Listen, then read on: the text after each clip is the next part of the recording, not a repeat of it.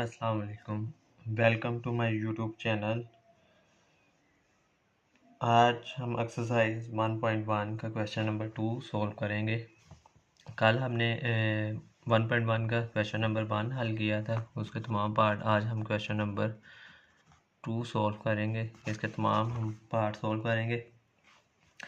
Solve by partial fraction.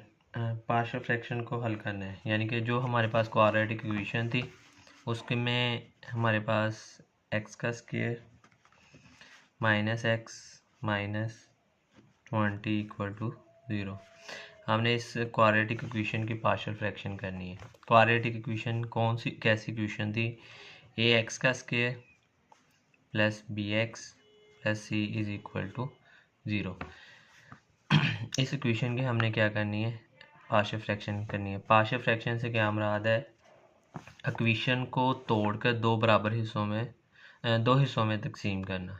बराबर ना भी हो तो चलेगा, क्योंकि वो सवाल पर डिपेंड कर रहा है कि क्या चीज़ है। अब यहाँ पर लास्ट पर देखा जाए तो हमारे पास 20 लिखा हुआ है, माइनस का 20।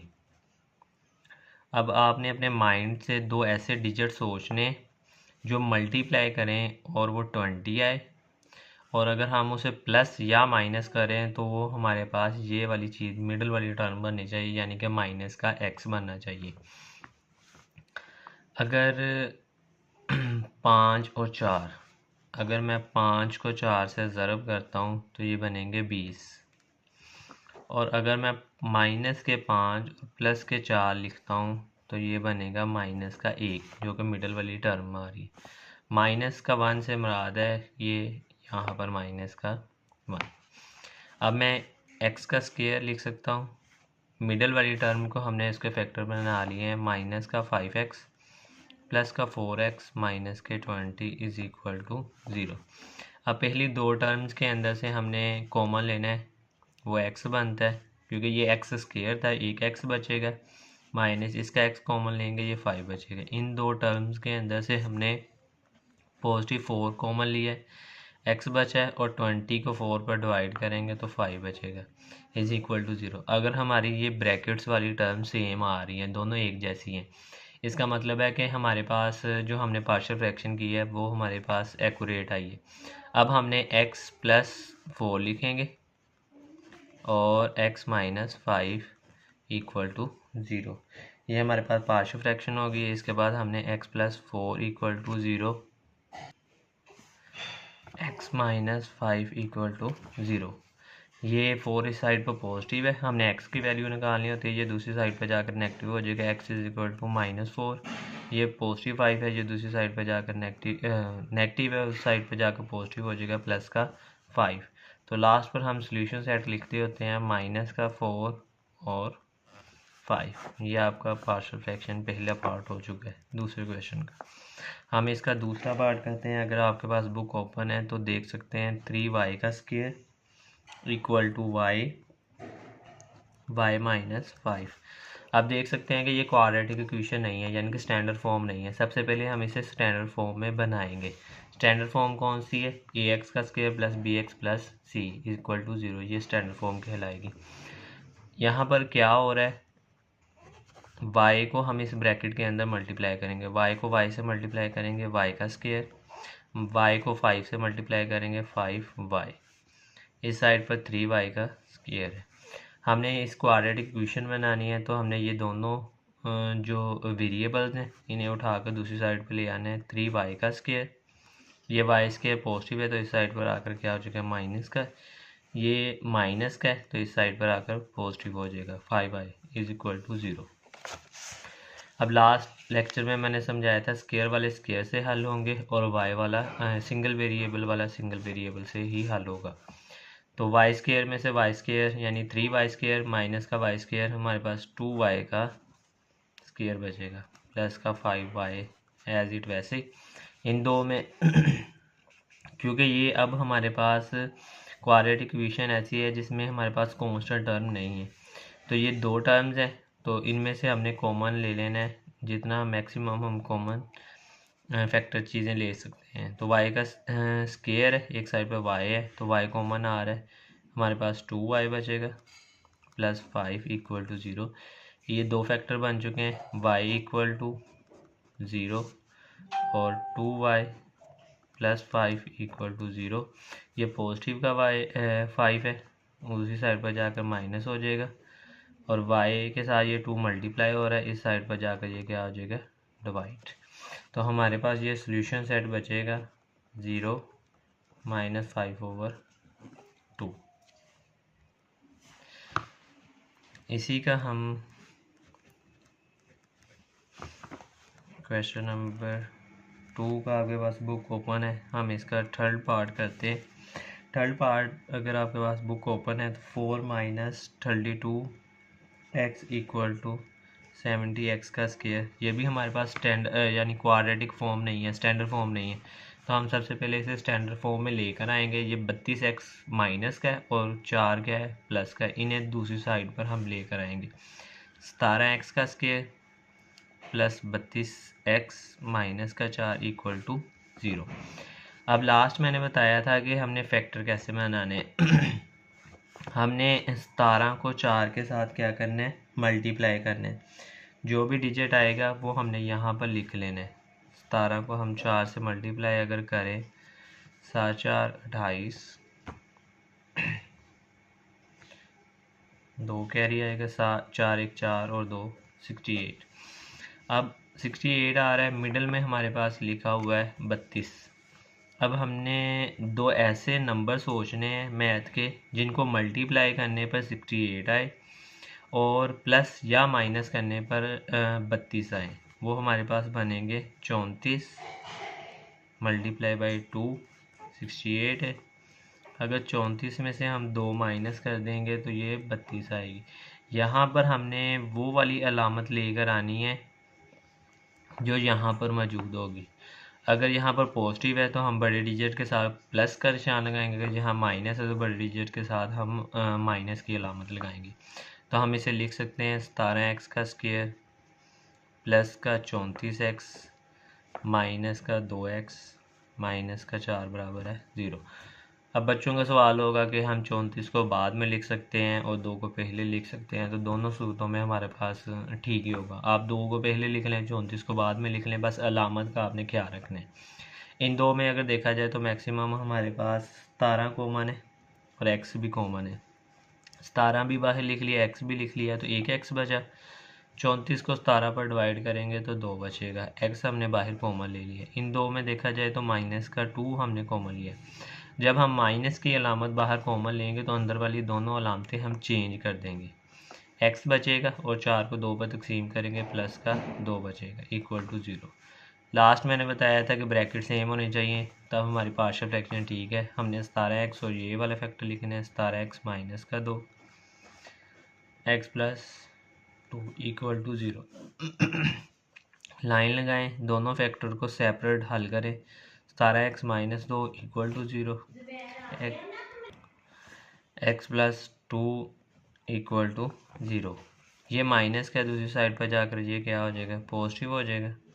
और 17x के साथ मल्टीप्लाई हो रहा है तो दूसरी साइड पर जाकर ये क्या होगा, डिवाइड 2/70।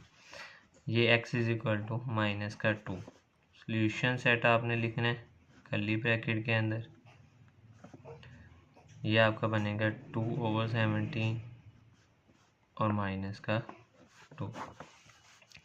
इसी का 4 वाला पार्ट हम हल करते हैं। वो लिखा हुआ है x का square minus 11x equal to 152। इसको स्टैंडर्ड फॉर्म में लेकर आना है, तो ये साइड पर आकर क्या हो जाएगा, माइनस का हो जाएगा, x का स्क्वायर माइनस के 11x माइनस के 152 इक्वल टू 0। लास्ट क्वेश्चन में एक्स स्क्वायर के साथ देखा जाए तो एक कांस्टेंट लिखा हुआ था, तो हमने लास्ट वाले को इससे कोफिशिएंट के साथ मल्टीप्लाई किया था। एक्स के साथ जो चीज़ लिखी जाती है वो कोफिशिएंट कहलाता है, तो कांस्टेंट को हमने कोफिशिएंट से मल्टीप्लाई करके अलग। यहाँ पर एक्स स्क्वायर के साथ कुछ भी नहीं है, यानी कि 1 होगा। तो 152 को अगर हम 1 से मल्टीप्लाई करेंगे तो 152 ही आंसर आता है। तो मिडल में 11 लिखा हुआ है। दो ऐसे डिजिट सोचें, वो हमने कैसे सोचने हैं। दो डिजिट्स जो हमारे पास मिडल वाला डिजिट है, इसी में 4-5 डिजिट का इजाफा कर दें, यानी कि 15 है। 15 में से अगर हम 4 माइनस करेंगे तो 11 आ जाएगा।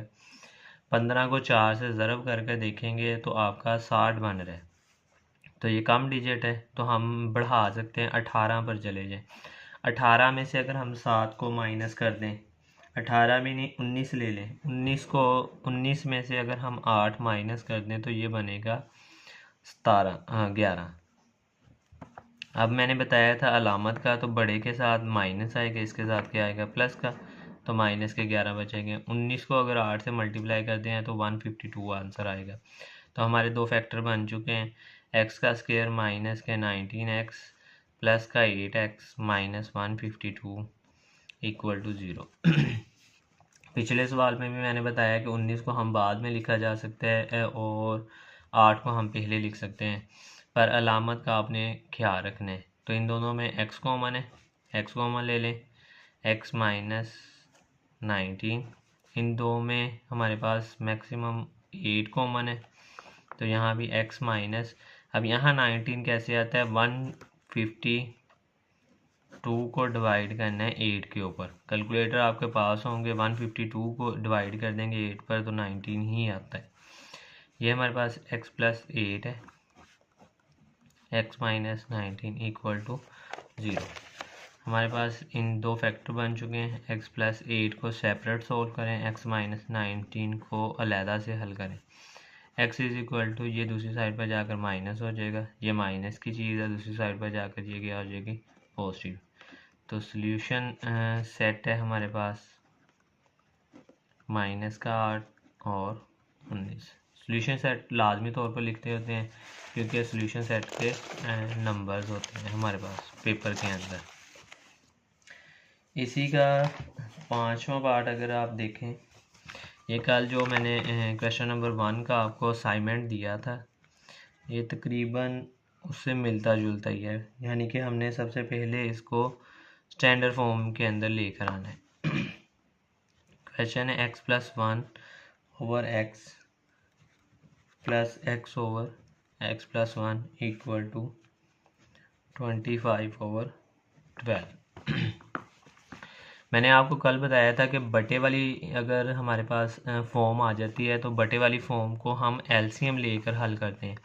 एलसीएम कैसे लिया जाता है, अगर दोनों के बटे में डिफरेंट टर्म है तो दोनों को हम आपस में मल्टीप्लाई करवाते हैं। x आएगा, x प्लस 1 आएगा, और डिफरेंट टर्म में से हमने इसको इस साइड पर मल्टीप्लाई कर देना है, जो इसके बटे में होगा हमने इसको इससे मल्टीप्लाई कर देना है। ये सेम है तो मैं इसका स्क्वायर लिखूँगा, x प्लस 1 होल का स्क्वायर प्लस ये x का स्क्वायर इक्वल टू 25 ओवर 12। ये हमारे पास फार्मूला बन रहा है a प्लस बी होल का स्क्वायर इक्वल टू है a square plus b square plus 2ab। इस फार्मूले के मुताबिक मैं इस टर्म को क्या करूँगा, ओपन कर लूँगा। तो ये हमारे पास अगर मैं इसका फार्मूला ओपन करूँ, a square plus b square x का स्क्वायर प्लस 1 का स्क्वायर, सॉरी यहाँ पर पेंसिल ख़त्म हो गई थी तो पेंसिल चेंज कर रहे थे, a का स्क्वायर प्लस b का square plus 2ab plus x का स्क्वायर ओवर x को अंदर मल्टीप्लाई कर दें, x का square plus x equal to 25 over 12। यहाँ पर मैंने आपको बताया था कि लास्ट सवाल में भी x का स्क्वायर से ही हल होगा। x का स्क्वायर और x का स्क्वायर 2x का स्क्वायर प्लस 1 ये आपस में मल्टीप्लाई हो जाएंगे plus 2x over x square plus x equal to 25 over 12। बहुत सारे बच्चों का सवाल होता है कि हम ये x को x स्क्वायर से कट कर सकते हैं और x को सिंपल x से ऊपर वाले से कट कर सकते हैं, पर बोर्ड मैथ्स रूल के मुताबिक पहले हमारे पास डिवीज़न का अमल यानी कि डिवाइड का अमल जा रहा है, उसके बाद हम ऐसे कटिंग कर सकते हैं, यानी प्लस माइनस पहले आएंगे, मल्टीप्लाई और डिवीज़न हमारे पास क्या होगी बाद में। इसको हम क्रॉस मल्टीप्लाई के साथ हल करेंगे। 12 इस साइड पर मल्टीप्लाई कर रहे हैं, बाकी ऊपर वाले टर्म हम एज इट वैसे लिखेंगे। 2x का square plus 1 plus 2x equal to 25 x का स्क्वायर प्लस एक्स, इसको अंदर मल्टीप्लाई करेंगे, ये 24 एक्स का स्क्वायर प्लस 12, 12 2 24, 12 को हमने अंदर तीनों से मल्टीप्लाई करना है, 25 को अंदर मल्टीप्लाई करें, 25 एक्स का स्क्वायर 25 एक्स ये वाली छोटी टर्म्स है, ये वाली बड़ी। अब ये आपको कैसे पता लगेगा ये छोटी है, हमने एक्स स्क्वायर के साथ वाला कोफिशिएंट देखना है, ये 25 है, इस साइड पर 24 है, तो ये तीनों टर्म्स हम दूसरी साइड पर ले जाएंगे।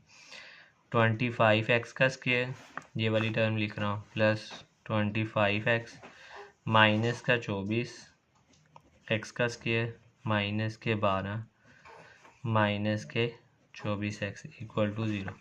अब 25 एक्स स्क्वायर में से 24 एक्स स्क्वायर निकाल देंगे तो एक्स का स्क्वायर, 25 एक्स में से 24 एक्स निकाल देंगे तो प्लस का एक्स माइनस के 12।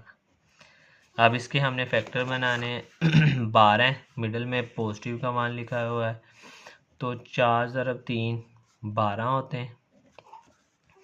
अगर 4 में से 3 माइनस कर दें तो प्लस का 1 बचेगा, तो एक्स का स्क्वायर प्लस के 4x माइनस के 3 माइनस के 12 इक्वल टू 0। इन दो में मैक्सिमम देखा जाए तो x कॉमन है, x प्लस 4, इन दो में देखा जाए तो माइनस का 3। लास्ट टाइम भी मैंने बताया था कि अगर हम माइनस कॉमन ले रहे हैं तो अंदर अलामत चेंज करनी है।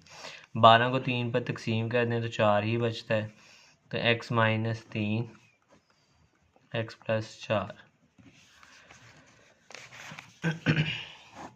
दो फैक्टर आ गए, इन्हें सेपरेट हल करेंगे। x माइनस 3 x प्लस 4 बराबर है 0। x इज इक्वल टू ये माइनस का है, दूसरी साइड पर जाकर प्लस हो जाएगा, ये दूसरी साइड पर जाकर क्या हो जाएगा माइनस। सोल्यूशन सेट है हमारे पास, ये 3 है और 4। उम्मीद है कि आपको ये सवालों की समझ अच्छे से लग गई होगी। आज की आपकी असाइनमेंट है इसका लास्ट वाला पार्ट छठा, जैसे कल क्वेश्चन नंबर 1 का आपको दिया था, आज क्वेश्चन नंबर 2 का छठा पार्ट आपने खुद हल करने की कोशिश करना है। अगर आपको किसी भी किस्म का मसला आता है तो कमेंट बॉक्स के अंदर आप सवाल पूछ सकते हैं। जज़ाकल्लाह। वीडियो पसंद आई है तो आपको चैनल को सब्सक्राइब करें, लाइक करें और दूसरों के साथ भी शेयर करें। अल्लाह हाफ़िज़।